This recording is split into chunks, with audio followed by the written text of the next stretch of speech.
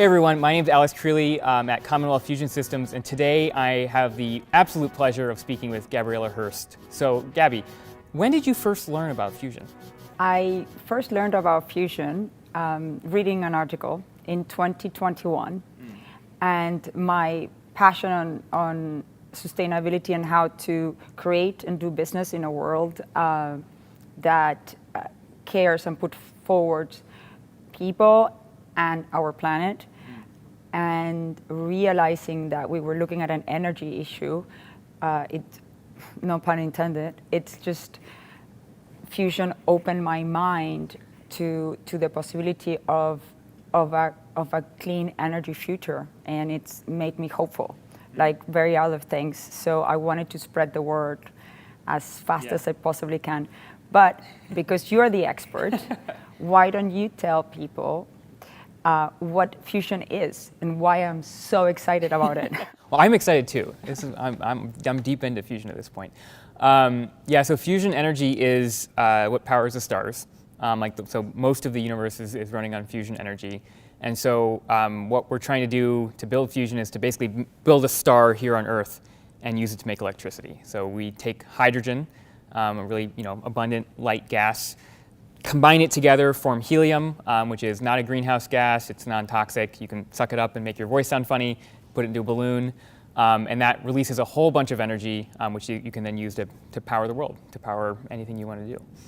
And why it's so important for me to tell people about fusion is because we are moving our world in majority of fossil fuels.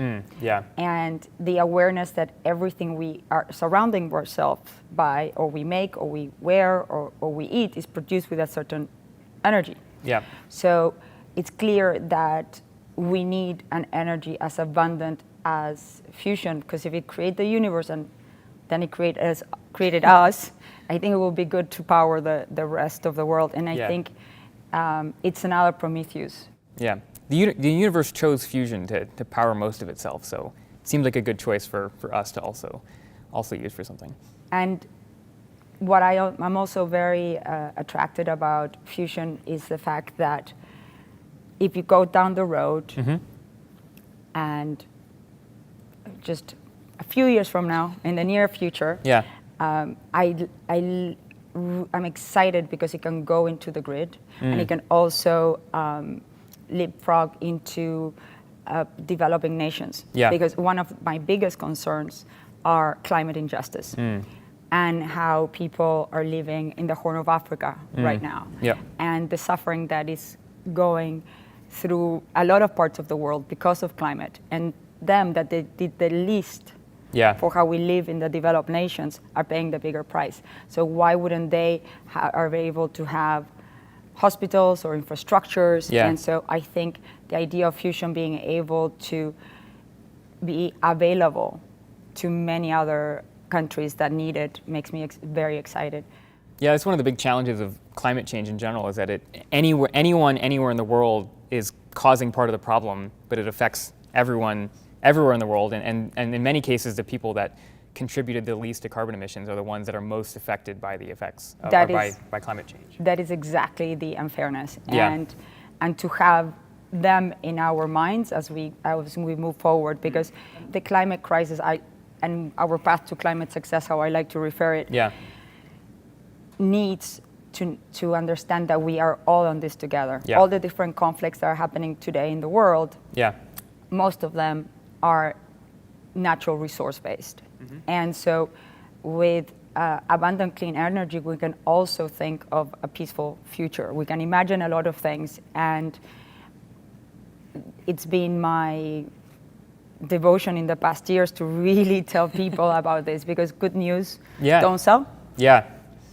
And like spreading a message of hope is really important for something as big of a challenge as climate change. And on that point too, one of the big advantages of fusion is that it's almost like a manufactured energy. You don't need that many natural resources for it, so you're no longer fighting over these natural resources, and you no longer have to worry about who has them and who doesn't. You can produce this machine that goes into a location, brings all of its fuel with it. You need very little, and runs for years. Very producing little energy. How Very much? little. Like how much? Like a glass? Or? This would power probably all of my energy needs for my life. It's a lot of energy in a very small I'll drink container. to fusion for that. I'll drink to fusion for that too. Cheers. That's why it's so exciting. And deuterium and tritium are abundant, and they're not as difficult to source. Yeah, the type of fusion that we're working on at CFS and most companies around the world are working on, uses deuterium and tritium. Deuterium comes from water, so there's plenty of water on Earth. We only use a tiny little portion of it. And tritium you can make using lithium, but again, you only need a very, very small amount of it. And there's enough deuterium and lithium on Earth to power all of human civilization for thousands of years. So if we can figure out how to get this new energy source to work, we have the resources to do this. We can use this source for like a long time in the future. I remember seeing the chart where exactly on that point where you could see how much we had been fueled by fossil fuels and by fusion, and it's really exciting. Again, good news that need to be spread. There are some challenges ahead. There are challenges. And what would you think in your case, in what Commonwealth fusion system, what are the biggest challenges you have? Yeah, it's a great question. So CFS has been around for about 6 years, and we're building on a type of technology called a Tokamak, which is the product of a lot of government research in the US and all around the world for the last maybe 60 years. And so in our case, we understand how these machines work fairly well. Like the physics is relatively well understood, and that's what I did my PhD in, is the physics of fusion. But integrating all this together into a full power plant is a really significant engineering challenge. So our technology is based on new magnets, where you can kind of hold your fuel and get it really hot without touching anything to cool off. And so this new magnet technology is a real game changer. And we've now demonstrated this technology, and some of the bigger challenges going forward are bringing this all together into a power plant. It's a lot of pieces, it's a lot of things that have to come together from all over the world. And then making it very, very, very reliable. So like we want to run these plants for many, many years continuously to power the lights, power the city, and doing that means getting all of this technology to work together reliably. So just so people can visualize, a Tokamak has a donut shape. It's a donut, yeah. It has the ones you are building 12 magnets. 18 magnets, sorry. Magnets, yeah. 18 magnets. And what you have been doing is trying to reduce, because if we look at ITER, for example, the intergovernmental biggest fusion experiment on development that is being in the south of France for what, over 15 years? Oh yeah, 15 years now. It's huge. Yeah. And what you have been trying to do it as technology gets better and evolve is compacting it and making it smaller and making it be able to commercialize. Exactly. So these D rings with the new magnets become lighter. Yep.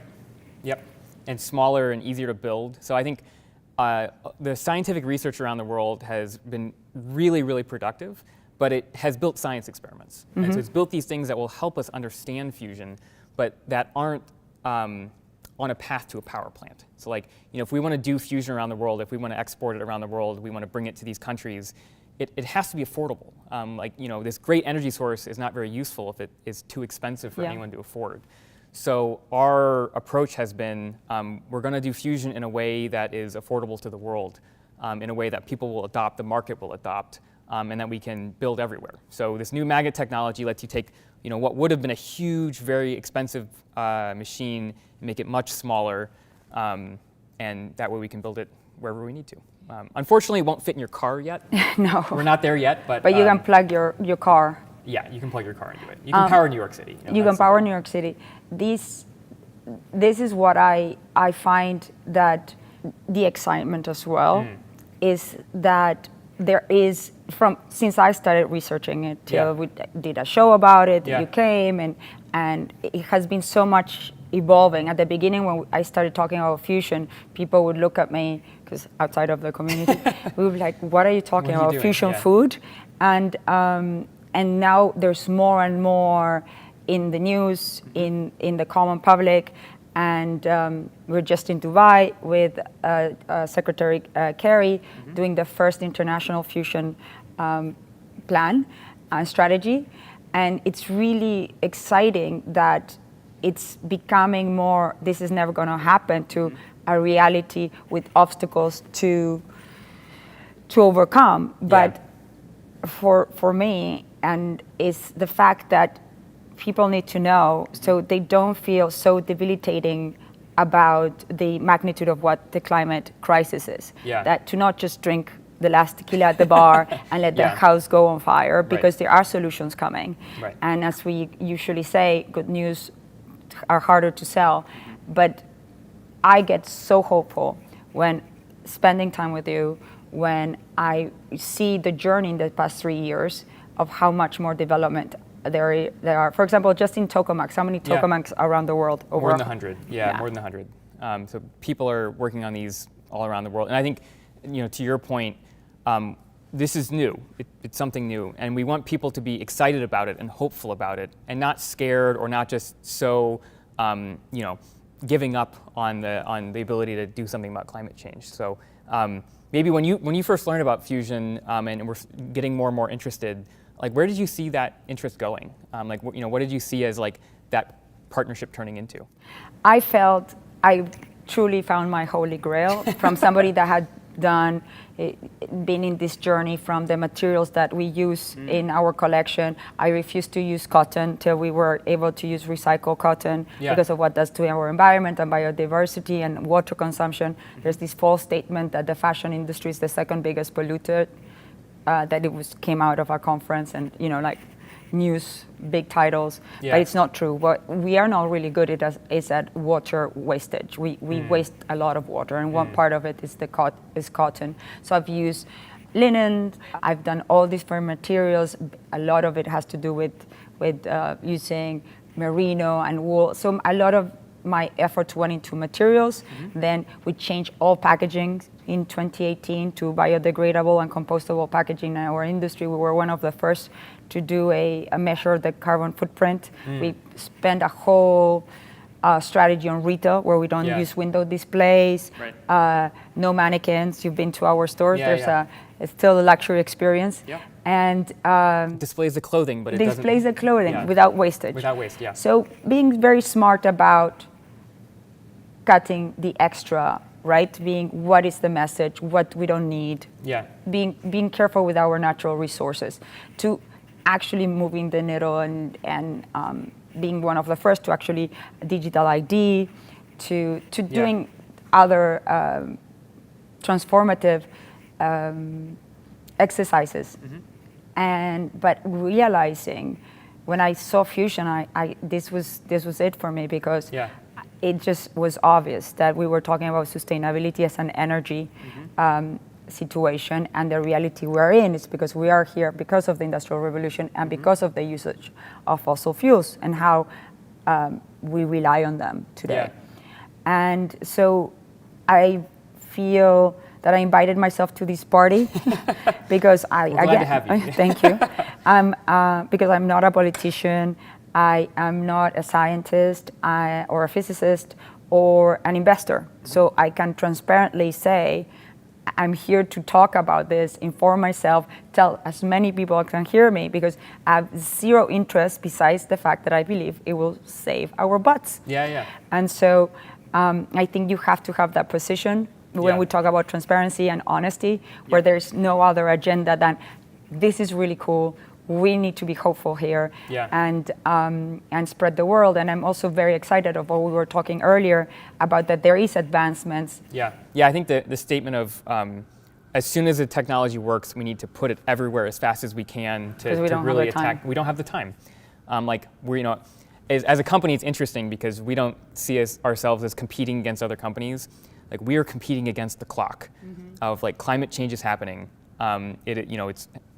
It's happening all around the world. It's happening quickly, and we need to go quickly so that we can have an impact. And then the longer we wait, the less impact that we have. Yes, and we already, a lot of scientists are saying that we already reached 1.5 because of measures that they've done in the ocean.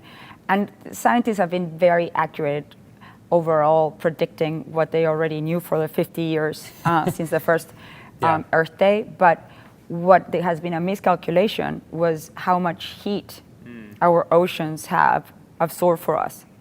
And so in simpler words, the oceans have been subsidizing our global economy. So we're on borrowed time. Yeah. So we really have run out of time, Yeah. and the oceans have given us a bit more. Than we thought we might have. So Yeah. you need to hurry up. We're working on it. I'll get back to it. But talking about hurrying up and speed, sure. one of the things that I really liked about CFS approach was you were doing both, the demo and the commercialization. Yeah, so one of our strategies is that we need to develop this technology, but we also at the same time need to get ready to deploy it. So we've developed this magnet technology. In parallel to that, already we were designing our first demonstration plant that we call Spark. We're now building that demonstration plant. And in parallel to that, we're getting ready for our first power plant, our first commercial plant we call ARC. And all of that's happening together, and all of that is happening at the same time as talking to people that might eventually purchase this, talking to the communities where it might go, talking to governments that might be involved with it.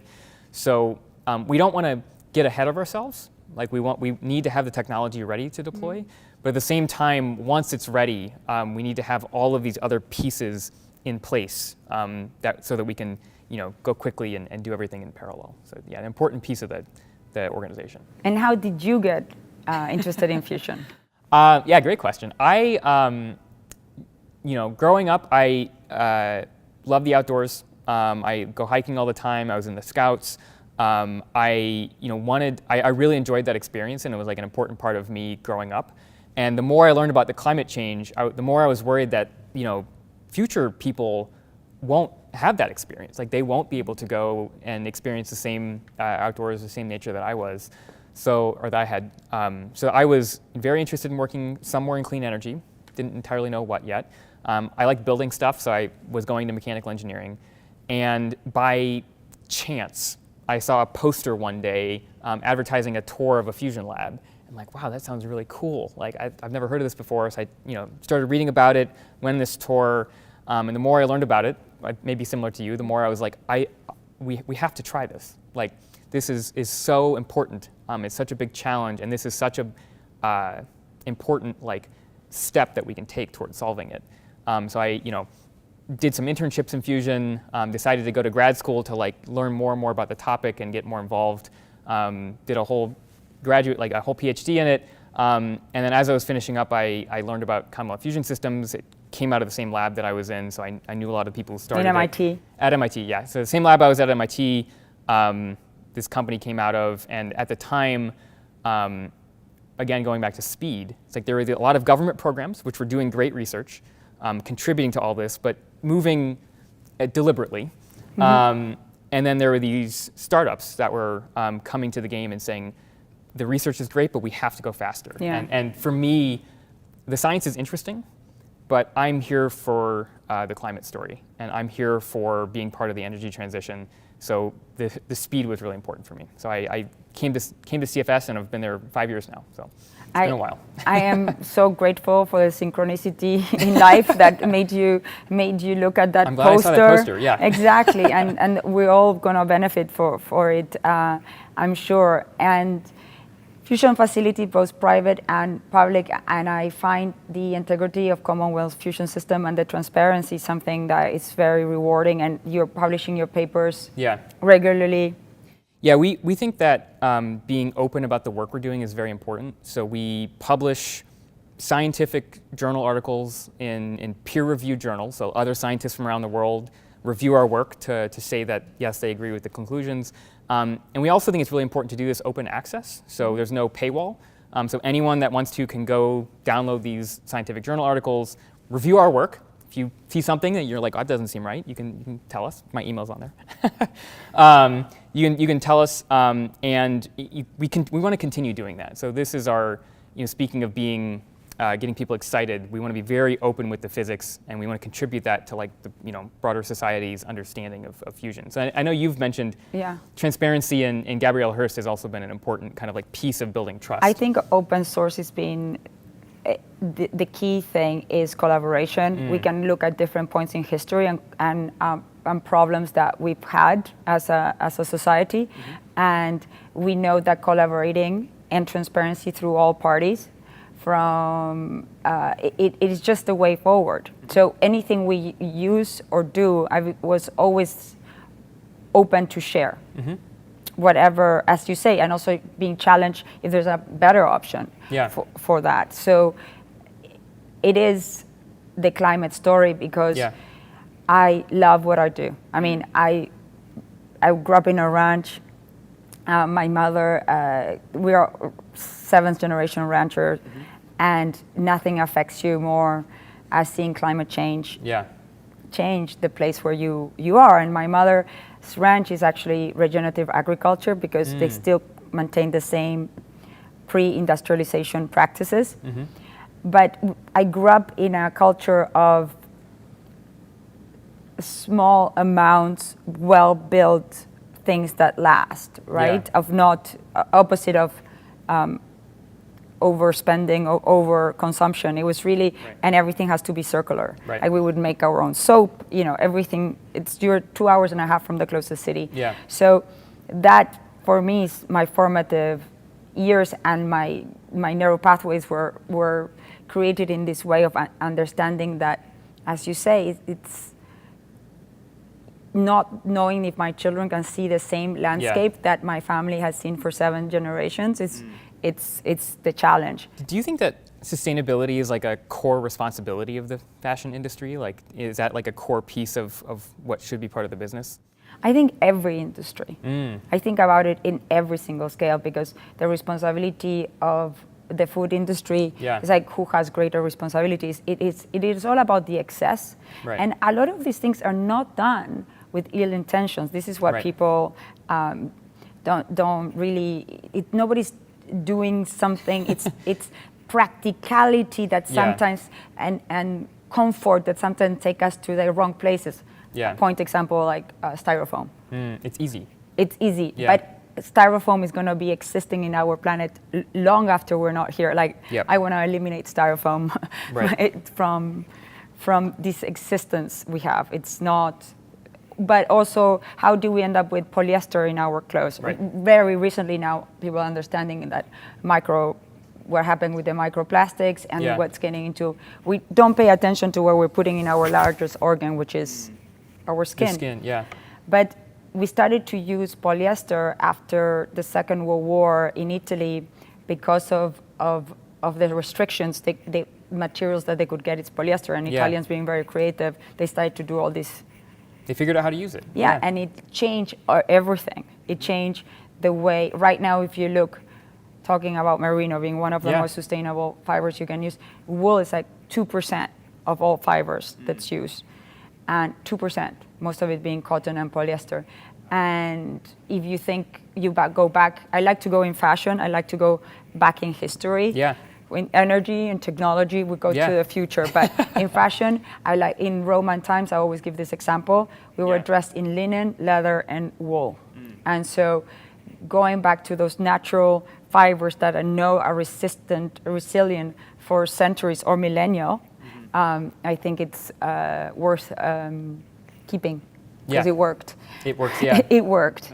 So again, it's a lot of the things that we do and have become part of our daily life or habit is not from ill intentions. It's just because it was easy. And much of this, much of that's true of energy as well. It's like people use fossil fuels not because they're intentionally trying to make climate change happen, but they're easy. Like they're around. They're efficient for carrying energy in your car places.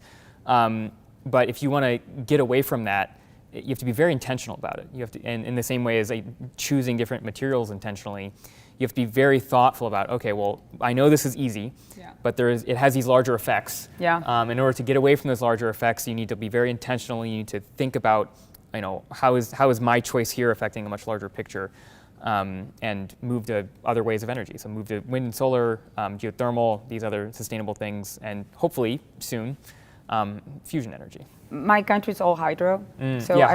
So because we've never grew up, we don't have fossil fuels in Uruguay, and thank God, because that giving us some stability to the country. Yeah. So I understand that you can live very well with other sort of energy, but I think that I'm a visual person. Yeah. And I look at fossil fuels and I look at fusion, and harvesting the energy of the sun looks visually more appealing to me than extracting dead dead things from another geological time, Yeah. taking Yeah. it out from the earth, burning it, and shooting it out to the sky. I definitely like the visualization of fusion much more, Yeah. and plasma, which Yeah. is, I was looking for examples of what plasma is, and again, much more beautiful. The aurora borealis. The aurora borealis, yeah. Yeah, so maybe like Yeah. backing up, so plasma is a state of matter. And normally you think about 3 states of matter: solid, liquid, gas. It turns out if you take a gas and you heat it up even hotter, the electrons separate from the nucleus of the atom, and you separately have these nuclei and electrons kind of flying around. So some people call it like an ionized gas, but that's a plasma. And yeah, the aurora borealis is a plasma. Neon signs actually have a little bit of neon plasma in them. Stars are all plasma. Lightning's a plasma. So there's more plasma around us than most people might think. So again, a much beautiful idea. Yeah. And also, I don't know why the Tokamak. I built a runway with a Tokamak. But You also, had the magnets around yeah. it too. You were ready. And exactly. Ready to do fusion. Ready to do fusion. But the circular, from a visualization, from a creative perspective, the circle, the visual of a circle of that shape, it seems so prehistoric. Like if you look at Bronze Age, and if you look at Stone Age, even these shapes were there. Yeah. Yeah. These shapes in our conscious were there. So there's something very artistic. And it's interesting that like the Tokamak shape, it's a form and function come together on that one, and that it's that shape very much for a reason, because the plasma will kind of move around in the circle. It'll mix itself around that way, and there's no like ends for it to leak out. And so that our donut, the circle shape allows you to have no ends of it. Similar to like maybe how other people in the past thought about circles having no ends, and a sustainable economy should have no ends. Like things will circular. Things will go circular. So it all comes back together somehow. And it's the renewal. Yeah. And so just on how let's visualize that we have our device reactor. What do we want to call Power it? plant. Power plant. And so what are can we switch it off, switch it on? Yeah, so one of the big advantages of fusion, or a couple, one of the big advantages is that you can turn it on and off when you need it. So like wind and solar power are great. We should build more of those. But the sun's not always shining, the wind's not always blowing, especially depending on where you live in the world. Some are better or worse locations to do it. So fusion, you can turn it on when you want, you can turn it off when you want, you can leave it on for a very long period of time. And so you dispatch it when people are waking up in the morning and like making their coffee. They need some more electricity. You can make sure your fusion's running at that point to get things ready. I think one of the other big advantages is that it doesn't take up much space. So wind and solar are great if you have a lot of land. Yes. Hydro is great if you have a lot of rivers. Yes. If you live in a major city, if you live in New York City, there's a lot of energy usage in a very small amount of space. And so fusion's great for that, because you can build small power plants that don't take up very much land, but make a lot of power. So we actually think a little bit that fusion is a piece of a larger like energy ecosystem. Like we don't think everyone's going to use fusion. Hydro is great, solar is great, wind is great, geothermal is great, but there are certain situations like big population centers or areas where you don't get much wind or not as much sun or don't have large rivers, where fusion is like a really important piece of that transition to clean energy. I can wait, and it's my biggest dream and my biggest wish in every birthday that I'm able to see fusion come as a reality in the very near future. Yeah, I mean again we're in a race against the clock, so it's something we have to do quickly. Gabby, it was great talking with you, as always. It's always good to see you, and I'm so glad that you learned about fusion and that you've decided to kind of get involved in this whole effort to make clean energy. Always great talking to you, and I am so glad that you're actually doing it because it gives hope for all of us. Thank you so much.